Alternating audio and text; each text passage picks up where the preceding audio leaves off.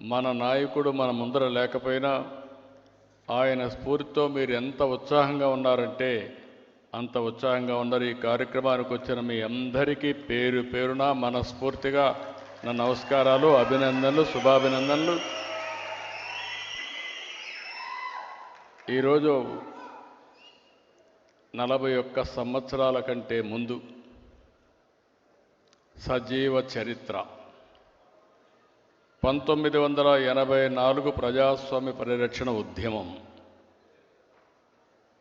వేదిక పైన వాళ్ళు మాట్లాడుతూ ఉంటే ఈ పుస్తకాన్ని చూసిన తర్వాత నా జ్ఞాపకాలన్నీ 40 సంవత్సరాలు వెనక్కెళ్ళాయి. ఆ జ్ఞాపకాలు నెమరు వేసుకునే అవకాశం కల్పించిన మిత్రులకి మనస్ఫూర్తిగా అభినందనలు, శుభాభినందనలు. చరిత్రలో చాలా సంఘటనలు జరుగుతాయి, ఎన్నో వాస్తవాలు ఉంటాయి. వాటిని మనకు చెప్పేది, భవిష్యత్ తరాలకు అందజేసేది పుస్తకాలే. రాష్ట్ర రాజకీయాల్లోనే కాదు, దేశ రాజకీయాల్లో కూడా 83 ఒక సంచలనం. ఒక ప్రాంతీయ పార్టీగా పుట్టి ఒక అరుదైన ముద్ర వేసుకున్న వ్యక్తి, చరిత్ర సృష్టించిన వ్యక్తి, యుగ పురుషుడు నందమూరి తారక రామారావు గారని చెప్పి మీకు తెలియజేస్తున్నా. ఈరోజు మనందరం కూడా సజీవ చరిత్ర, అందులో జరిగిన ప్రజాస్వామ్య పరిరక్షణ ఉద్యమం కూడా ఎప్పటికీ సజీవంగా ఉంటుంది. నాడు జరిగింది కేవలం చరిత్ర కాదు, ప్రజాస్వామ్యంలో వర్తమానానికి భవిష్యత్తుకి ఒక సందేశం. ఇప్పుడే చాలామంది మాట్లాడారు. ఆ రోజులు ఒకసారి జ్ఞాపకం చేసుకుంటే ఎన్టీ రామారావు గారు పార్టీ పెట్టడమే ఒక ప్రభంజనం అయితే, తర్వాత ఆయన ఎక్కడికి పోతే అక్కడ రాత్రింబగళ్ళు వెయిట్ చేసి మంగళారతులిచ్చి ఆయనకు స్వాగతం పలికారు. రాత్రింబగళ్ళు పడిగాపులు కాసిన పరిస్థితి. తెలుగు పౌరుషం, తెలుగువారి ఆత్మగౌరవ నినాదాలతో ప్రజలందరూ కోరుకున్నట్లే 83లో బ్రహ్మాండమైన మెజారిటీ, ఒక సునామీ సృష్టించారు. 3.5 దశాబ్దాల పాటు పరిపాలించిన కాంగ్రెస్ పార్టీని ఎక్కడికక్కడ పెద్ద ఎత్తున ఓడించారు. ప్రజలందరూ కూడా ఏకపక్షంగా నిలబడ్డారు. అయితే ఓసారి కాంగ్రెస్ పార్టీ చరిత్రలు కూడా మనం చూసుకుంటే, నాటి కాంగ్రెస్ నాయకులు, ఢిల్లీ పెద్దలంతా కూడా చాలా కుట్రలు చేశారు. అలాంటి కుట్రలో భాగమే 83 ఆగస్టు అని చెప్పి కూడా మీకు తెలియజేస్తున్నా. 20 నెలలే అయింది. ఇప్పుడే మిత్రులందరూ మాట్లాడారు. ఆయన ఆ రోజు మనం ఒకసారి గుర్తుపెట్టుకుంటే హార్ట్ ఆపరేషన్ రావడం, అప్పుడు ఇండియాలో మంచి వైద్యులు కూడా లేకుండా పోవడం, హైదరాబాద్లో అందుకే అమెరికాకి వెళ్ళి అక్కడ ఆపరేషన్ చేసుకొని తిరిగి వచ్చారు. తిరిగి వచ్చి మనం అందరం ఆనందంలో ఉంటే ఆ రోజే కుట్రకు తెరదీశారు. అయితే ఆ రోజు నాకు బాగా జ్ఞాపకం, ఇప్పుడు చాలామంది గుర్తు చేశారు. ఇంద్రసేనారెడ్డి గారు కూడా గుర్తు చేశారు. అదే మరి బుచ్చయ్య చౌదరి గారు కూడా చెప్పారు. అక్కడ వచ్చిన సమాచారం అంతా చూసిన తర్వాత నాకు ఒక అనుమానం వచ్చి, ఏదో కుట్ర జరుగుతూ ఉంది, దీన్ని తిప్పి కొట్టాలంటే ఎమ్మెల్యేలు మెజారిటీ ఉంటే తప్ప సాధ్యం కాదని రాత్రికి రాత్రే మొత్తం 161 మంది ఎమ్మెల్యేలని ఆ రోజు రామకృష్ణ స్టూడియోస్లో ముషిరాబాద్కి చేర్చాం. అది గేమ్ చేంజర్గా అయింది.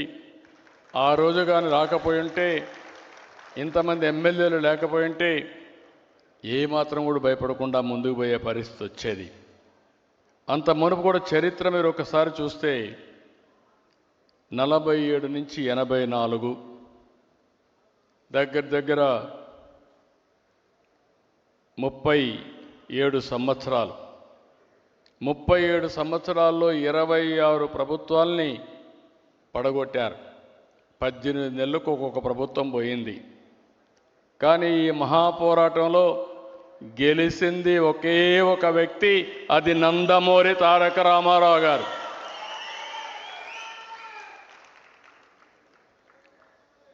దానికి కారణం 203 సీట్లతో గెలిపించారు. ఈరోజు మనం ఒకసారి చూస్తే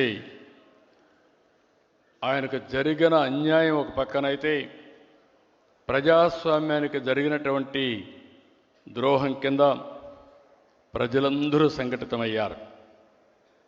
ఇప్పుడే ఇంద్రసేనారెడ్డి గారు చెప్పారు, అప్పట్లో ఇంద్రసేనారెడ్డి చాలా పౌరుషంగా ఉండేవాడు, హైదరాబాద్లో ఉండేవాడు. అప్పుడు నేరుగా వచ్చి నాకు స్టూడియోకి వచ్చి అప్పుడు రామారావు అక్కడి నుంచి ఇప్పుడు కూడా గుర్తు చేశారు, ఎమ్మెల్యే క్వార్టర్స్ పోతే వీళ్ళందరి మీద దాడి చేశారు. రోజు నాకు కబురు వచ్చింది, ఎన్టీ రామారావు అక్కడి నుంచి నేరుగా ఎమ్మెల్యే క్వార్టర్స్ అందరినీ తీసుకురావడంలో 20 సంవత్సరాలకి ప్రముఖ పాత్ర వహించిన వ్యక్తి అప్పుడు రామారావు ఇంద్రసేనారెడ్డి గారు అని చెప్పి మీకు తెలియజేస్తున్న 30 రోజులు కూడా. అదే మరిగా వెంకయ్యనాయుడు గారు అయితే మన నాయకుడితో రాష్ట్రమంతా తిరగడం, దేశంలో ఉండే నాయకులందరినీ ఒక త్రాటిపైకి తీసుకురావడం. వెంకయ్యనాయుడు గారు నేను 78లో కూడా చూశాను అసెంబ్లీలో. ఆ రోజు అసెంబ్లీలో ప్రతి ఒక్కరూ భయపడతారంటే ఈయన జైపాల్ రెడ్డి గారు ఉండేవారు. వాళ్ళ అసెంబ్లీని గజగజలాడించిన రోజులు అవన్నీ.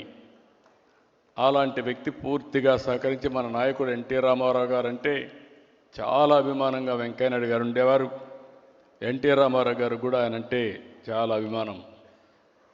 ఇవన్నీ మనం ఒకసారి చూస్తే ఆనాటి గవర్నర్ రామ్లాల్ జరిగిన సంఘటన మీరు చూస్తే మెజారిటీ ఉంది, మీరు అసెంబ్లీ సమావేశం చేయండి, నేను బలాన్ని నిరూపించుకుంటానని అంటే కూడా చాలా దౌర్జన్యంగా, ఇప్పుడే లోపల వస్తామంటే వెంకయ్యనాయుడు గారు చెప్పారు, ఆయన మాటలోనే మీరు ఇంటే అర్థమవుతుంది, అంత అప్రజాస్వామికంగా చేస్తే ముఖ్యమంత్రిగా గవర్నర్ని కలవడానికి పోయిన ఎన్టీ రామారావు గారు తిరిగి పోలీసు వ్యాన్లో కంట్రోల్ తీసుకుపోయే పరిస్థితి వచ్చింది. ఆ ఒక్క సంఘటన దేశంలో ఉండే ప్రతి ఒక్కరిని దిగ్భ్రాంతికి గురి చేసింది. అంతేకాకుండా దేశమే కాకుండా భారతదేశం మొత్తం బగ్గుమనే పరిస్థితి వచ్చింది. కన్యాకుమారి నుంచి కాశ్మీర్ వరకు ప్రజలందరూ కూడా ఒకటయ్యే పరిస్థితికి వచ్చారు. ఆంధ్రప్రదేశ్లో ఒక ప్రాంతం అని కాదు, ఒక గ్రామం అని కాదు, తెలంగాణ, ఉత్తరాంధ్ర, దక్షిణాంధ్ర, రాయలసీమ అందరూ ఒకటయ్యారు. ఎక్కడికక్కడ రోడ్డు ఎక్కారు. ఒక్క రోజు కూడా వదిలిపెట్టలేదు. ఇప్పుడే కొంతమంది మాట్లాడినప్పుడు చెప్పారు, వెంకటనారాయణ గారు మాట్లాడినప్పుడు చెప్పారు, నా చరిత్రలో నా జీవితంలో ఎప్పుడూ చూడనటువంటి సంఘీభావాన్ని చూశాను. మేమందరం ఆ రోజు ఎమ్మెల్యేలు కాపాడుకోవాలి, ఒక ఎమ్మెల్యేకి మంత్రి పదవి అప్పట్లో ₹1 మరి డబ్బులు ఆఫర్ చేస్తే వీళ్ళని కాపాడుకోవడం మాకు చాలా కష్టమైపోయేది. ఆ రోజు ఎంతోమంది సహకరించారు. మాకు తెలియని వ్యక్తులు, ఉదాహరణ మీరు ఒకసారి చూస్తే కర్ణాటకలో హెగ్డే గవర్నమెంట్ మాకు షెల్టర్ ఇవ్వాలి, దేశంలో ఎవ్వరూ ఇవ్వలేని రోజున కర్ణాటకలో మాకు అకామిడేషన్ ఇచ్చిన ఏకైక వ్యక్తి రామకృష్ణ హెగ్డే. ఆ రోజు అక్కడ రఘుపతి గారు మంత్రి.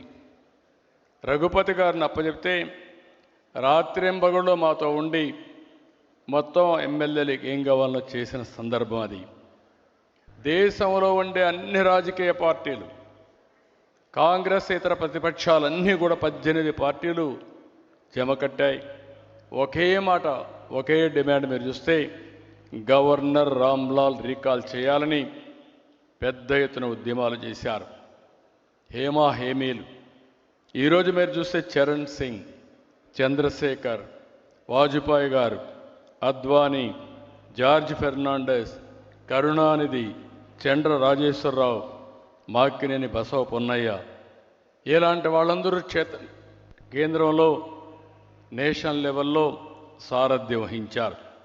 ఇక్కడికి వస్తే వెంకయ్య నాయుడు గారు, ఇందర్సేన్ రెడ్డి గారు, దత్తాత్రేయ, సుందరయ్య గారు, ఇలాంటి మహామకులందరూ కూడా ఇక్కడంతా కూడా పోరాడారు. ఆ రోజు జ్ఞాపకాలు చూసుకుంటే కట్టుబట్టలతో నేను బయలుదేరి వెళ్ళిన తర్వాత 30 రోజులు మళ్ళా ఎన్టీ రామారావు గారు ముఖ్యమంత్రి అయిన తర్వాతనే ఇంటికి వచ్చాం. నేను ఒక్కడనే కాదు, నాలాంటి వాళ్ళు కొన్ని లక్షల మంది త్యాగాలు చేశారు, జైళ్ళకి వెళ్ళారు, పోరాటాలు చేశారు. అంతిమంగా ఎమ్మెల్యేలు కూడా మీరు చూస్తే ఒక పట్టుదల, ఎట్టి పరిస్థితుల్లో ప్రజాస్వామ్యం కాపాడాలి, ఎన్టీ రామారావు గారికి న్యాయం జరగాలని పట్టుదలతో పోరాడారు. సాధించామని చెప్పి కూడా నేను మీకు తెలియజేస్తున్నా. ఓసారి బాధ, ఆవేదన కలుగుతుంది. అదే సమయంలో మా అత్తగారికైతే క్యాన్సర్ కూడా ఉండేది. ఈయనకు హార్ట్ ఆపరేషన్ అయింది, ఆవిడకి క్యాన్సర్ ఉంది. ఆ తర్వాత ఈయన ముఖ్యమంత్రి అయిన తర్వాత ఆవిడ చనిపోయే పరిస్థితికి వచ్చారు. ఇది కుటుంబంలో ఒకసారి తలుచుకుంటే చాలా బాధ, ఆవేదన. అదే సమయంలో ఎన్టీ రామారావు గారి పట్టుదల చూస్తే తెలుగు జాతి, అందుకే ఎన్టీ రామారావు గారు చిరస్థాయిగా తెలుగు జాతి ఉన్నంత వరకు తెలుగువారి గుండెల్లో ఉండిపోతారు. అది ఆయన పోరాడినటువంటి పోరాట పటిమ. అలాంటిది మనం ఎవ్వరూ మర్చిపోలేం. తప్పకుండా మన ప్రయత్నాలు మనం చేస్తూనే ఉంటాం. ఈ దేశంలో భారతరత్న ఎన్టీ రామారావు గారికి ఇవ్వాలని అనునిత్యం పోరాడుతా వచ్చే వరకు, సాధించే వరకు ఈ పోరాటం ఆగదని మరొకసారి మీ అందరికీ విజ్ఞప్తి చేస్తున్నా. అందుకే తమ్ముళ్ళు ఎన్ని గుర్తుపెట్టుకుంటే డెఫినెట్గా మనం అది ఈ రోజా రేపా ఎల్లుండా తప్పకుండా ఎన్టీ రామారావు గారికి భారతరత్న వస్తుంది. దానికోసం పోరాటం చేస్తాం, సాధిస్తాం. ఈరోజు ఇంకో పక్క మనం చూస్తే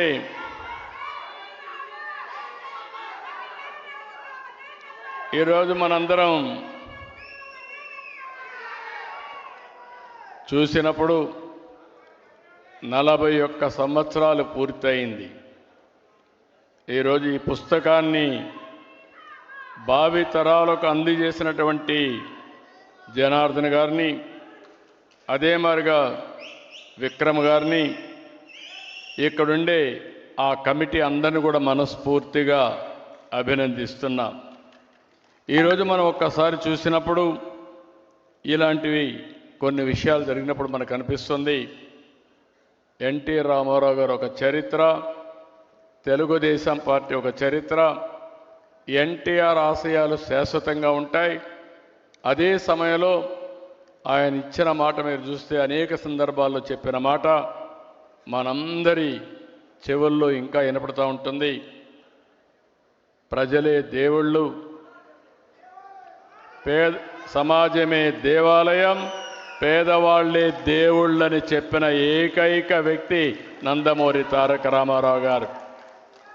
ఆయన సంక్షేమ కార్యక్రమాలు ప్రారంభించారు. ఈరోజు దేశమంతా అమలు చేసే పరిస్థితికి వచ్చింది. ఆయన నదుల అనుసంధానానికి శ్రీకారం చుట్టారు. ఈరోజు దేశం మొత్తం నదుల అనుసంధానం జరిగే పరిస్థితి వచ్చింది. ఆయన ఆ రోజు ఆడబిడ్డలకు ఆస్తిలో హక్కు ఇచ్చారు.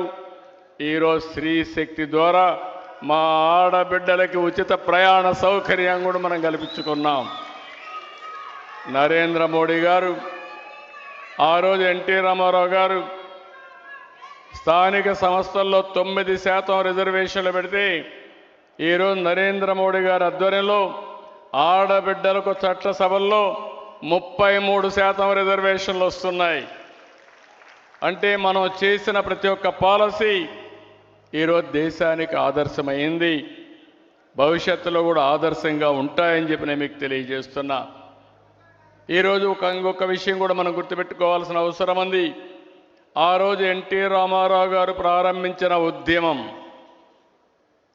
యాంటీ కాంగ్రెస్ ఉద్యమం. ఈరోజు మీరు చూస్తే దేశంలో ఉండే అన్ని రాజకీయ పార్టీలు కలిపాడు. ఉద్యమం చేశాడు, నేషనల్ ఫ్రంట్ పెట్టాడు. ఆయన చేసిన ఫౌండేషన్ చూస్తే ఈరోజు భారతదేశంలో ఎన్డీఏ ప్రభుత్వం సుస్థిరంగా ఉంటుంది. నరేంద్ర మోడీ గారు 11 సంవత్సరాలు పీఎం అయ్యారు. 11వ స్థానంలో ఉండే ఆర్థిక వ్యవస్థని 4వ స్థానానికి తెచ్చారు. రాబోయే రోజుల్లో ప్రపంచంలోనే భారతదేశం అగ్రస్థానం కాబోతుంది. ఏ దేశానికి లేనటువంటి సుస్థిర పరిపాలన భారతదేశానికి ఇచ్చిన ఘనత నరేంద్ర మోడీ గారు. అలాంటి వ్యక్తి రేపు జన్మదినం. ఆ జన్మదినానికంటే ఒక రోజు ముందు మనం ఈ కార్యక్రమం పెట్టుకోవడం ఒక సంతోషకరమైన విషయం అని చెప్పి కూడా మీకు తెలియజేస్తున్నా. ఇలాంటివన్నీ చూసినప్పుడు నేను ఒక్క మాటలో చెప్పాలంటే, రామారావు గారి గురించి ఒక్క మాటలో చెప్పాలంటే, తెలుగు వైభవం, తెలుగుదనానికి ప్రతిబింబం, తెలుగు జాతి ఆత్మగౌరవానికి ప్రతీక. ఇది ఎవ్వరూ కాదనలేనటువంటి నగ్న సత్యం. నేను ఒక మాట చెప్పేవాడిని, ఇప్పుడు కూడా గుర్తుపెట్టుకోండి. ఎవరికి ఏ సమస్య పరిష్కారం కావాలన్నా అధైర్యపడక్కర్లేదు. నందమూరి తారక రామారావు గారి విగ్రహం ఒక్కసారి చూసి మీరు కానీ సంకల్పం చేసి ఇది సాధ్యం, సాధించి తీరుతామని చెప్పి కూడా నేను మీకు తెలియజేస్తున్నా. ఆయన జీవితం కూడా వడ్డించిన విస్తరి కాదు. ప్రతిదీ కష్టపడి చదువుకున్నాడు, చేశాడు. పట్టుదల, ఆత్మవిశ్వాసం, ఒక్కొక్క మెట్టు ఎదుగుతూ వచ్చాడు. అందుకే ఎన్టీఆర్ ఒక ఆదర్శంగా మిగిలారు. 49లో మన దేశం నటుడిగా క్యారియర్ మొదలుపెట్టాడు. పాతాళ భైరవి, మాయా బజార్, లవకుశ, దానవీర సూరకర్ణ, గుండమ్మ కథ, ఇలా ఎన్నో మరుపురాని చిత్రాలు నటించాడు. దేవుళ్ళు చూడలేదు కానీ శ్రీరాముడు ఎట్టుంటాడో, శ్రీకృష్ణుడు ఎట్టుంటాడో, కర్ణుడు ఎట్టుంటాడో చూడాలంటే అది ఎన్టీఆర్ రూపంలోనే మనం చూస్తున్నామని చెప్పి కూడా నేను మీకు తెలియజేస్తున్నా. సినిమాల్లోనే కాదు, ఒక రాజకీయాల్లో ఒక ఆదర్శ నేత. ఏ దేశానికి సంక్షేమ కార్యక్రమాలు ఇవ్వచ్చని చెప్పినటువంటి నాయకుడు నందమూరి తారక రామారావు గారు. ఆ రోజుట్లో 2 రూపాయల కేజీ బియ్యం, సగం ధరకే చీర దోవతి, 50 రూపాయలకే హెచ్పి కరెంట్ ఇవ్వడం, ఇలాంటి పేదవాళ్ళందరికీ పక్కా ఇళ్ళు కట్టడం 1-2 కార్యక్రమాలు కాదు, అనేక కార్యక్రమాలు చేశాడు. అందుకే మనం అందరం గుర్తుపెట్టుకోవాలి, ఎన్టీఆర్ అంటే రాజకీయాల్లో ఒక సంచలనం. ఎన్టీఆర్ అంటే ఒక ఉత్తేజం, ఉత్సాహం. ఎన్టీఆర్ అంటే ఆవేశం, ఆత్మాభిమానం. ఎన్టీఆర్ అంటే రామరాజ్యం, పేదల సంక్షేమం. ఎన్టీఆర్ అంటే నాటికి నేటికి ఎప్పటికీ తెలుగు జాతి వైభవం. అందుకే ఆలోచిస్తున్నాం, అమరావతిలో ఎన్టీ రామారావు గారు శాశ్వతంగా గుర్తుండే విధంగా తెలుగు భాష కూడా ప్రాచీన భాషగా డిక్లేర్ చేశారు. ఈరోజు మన వెంకయ్య నాయుడు గారి యొక్క కృషితో నెల్లూరులో సెంటర్ పెట్టారు. కానీ వారు కూడా మనం ఒక మాట అన్నారు, దాన్ని డెవలప్ చేయాలని. వారు అనుమతిస్తే ఆ సెంటర్ కూడా తీసుకొచ్చి తెలుగు వైభవం పేరుతో ఎన్టీఆర్ విగ్రహం పెట్టి పెద్ద ఎత్తున ప్రాచీన తెలుగు ప్రాచీన భాషగా దీన్ని భావితరాలకు అందించే బాధ్యత తీసుకుంటామని చెప్పి కూడా నేను మీకు తెలియజేస్తున్నా. ఈరోజు గుజరాత్లో సర్దార్ వల్లభాయ్ పటేల్ విగ్రహాన్ని పెట్టారు. అదే తరహాలో తెలుగు జాతి గుర్తుండే విధంగా మన ఎన్టీ రామారావు గారు విగ్రహం పెట్టి తెలుగు జాతికి కష్టపడిన ప్రతి ఒక్కరిని గౌరవించేట్టుగా చేస్తామని చెప్పి నేను మీకు తెలియజేసుకుంటూ, ఆయన ఎప్పుడూ ఒకటే చెప్పేవాడు, భాష మీద జాతి మీద అభిమానం ఉండే వ్యక్తి ఎన్టీ రామారావు గారు. నేను అందుకే ఆయన తరపున మీ అందరికీ, ఆయన మన దగ్గర లేరు కానీ ఆయన ఆశయాలు మన దగ్గర ఉన్నాయి, ఆయన సంకల్పం మన దగ్గర ఉంది. ప్రపంచంలోనే తెలుగు జాతిని నెంబర్ 1 చేసే బాధ్యత తెలుగుదేశం పార్టీ తీసుకుంటుందని చెప్పి మీ అందరికీ విజ్ఞప్తి చేస్తూ, ఇప్పుడే మీరు చూశారు, ఆ రోజు ఒక ఉద్యమం చేస్తే 2024లో సైలెంట్ ఉద్యమం. నేను చాలా ఎన్నికలు చూశాను, కానీ 94% స్ట్రైక్ రేట్తో 57% ఓట్లతో గెలిపించిన ఏకైక ఎన్నిక ఆంధ్రప్రదేశ్ చరిత్రలో 2024. అది ఎన్డీఏ పై నుండి అభిమానం. ఆ అభిమానాన్ని శాశ్వతంగా ఇక్కడికి వస్తే మిమ్మల్ని అందరినీ చూస్తున్నా, ఇక్కడుండే మీరే కారణం.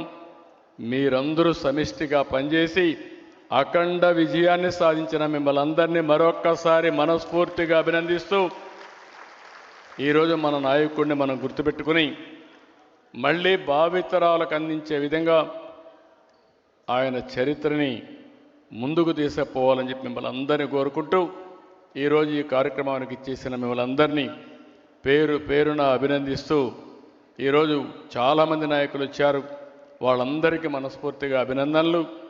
ఇంకో పక్క ప్రత్యేకంగా వెంకయ్యనాయుడు గారికి, ఇంకో పక్క వెంకటనారాయణ గారికి, ఇంకో పక్క త్రిపుర నుంచి ఆల్ ది వే ఇక్కడికి వచ్చిన ఇంద్రసేనారెడ్డి గారిని మీ అందరి తరపున అభినందిస్తూ ధన్యవాదాలు తెలియజేసుకుంటూ సెలవు తీసుకుంటున్నా. జై